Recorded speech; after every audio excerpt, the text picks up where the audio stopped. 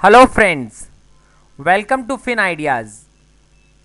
अब हम देखते हैं इम्पोर्टेंट पॉइंट्स ऑफ वेगा।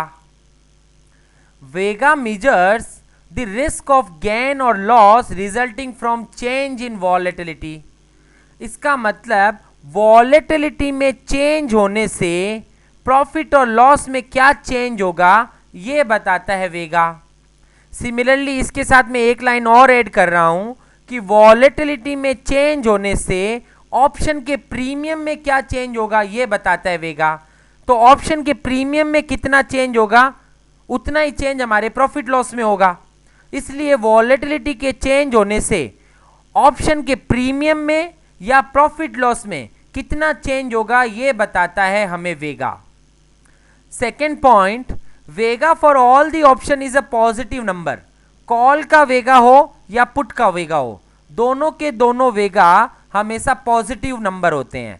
इसका मतलब यदि मार्केट की वॉलेटिलिटी बढ़ती है तो कॉल का प्रीमियम भी बढ़ता है और पुट का प्रीमियम भी बढ़ता है, और यदि मार्केट की वॉलेटिलिटी घटती है तो कॉल का प्रीमियम भी घटता है और पुट का प्रीमियम भी घटता है।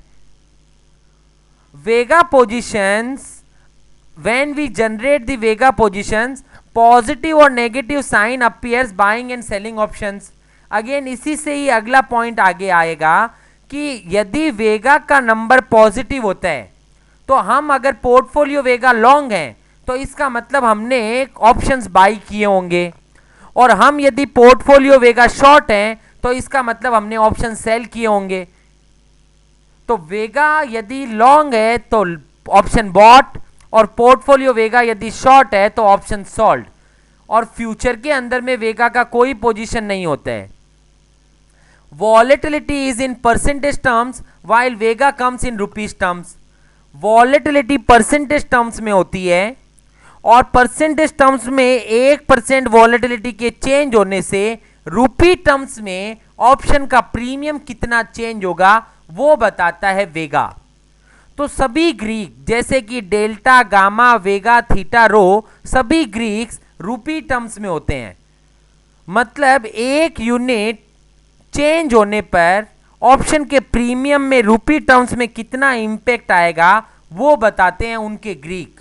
तो V for volatility and V for vega, तो वॉलेटिलिटी में 1% चेंज होने से ऑप्शन का प्रीमियम कितना चेंज होगा रूपी टर्म्स में ये बताता है vega.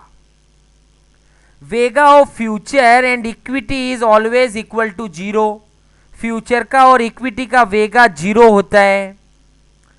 Vega values will be higher on options that have more distant expiration. इसका मीनिंग कि जिस ऑप्शन की एक्सपायरी जितनी लंबी होगी उसका वेगा उतना ज्यादा होगा। Higher time premium values are associated with higher vega values. जितना ज्यादा मेच्योरिटी लंबा होगा उतना ज्यादा टाइम वैल्यू होगा, और जितना ज्यादा टाइम वैल्यू होगा उतना ज्यादा वेगा होगा। Vega can be changed only through options.